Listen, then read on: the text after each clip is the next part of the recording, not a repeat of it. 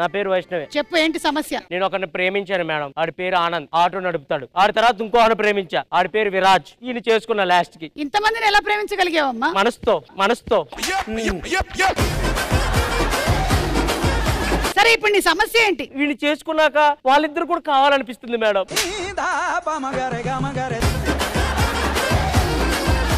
ఖైదీ number 299 తప్పించుకున్నాడు. Sir, ఆడి jail నుంచి ఎలా తప్పించుకున్నాడు అని అడుగుతున్నారు.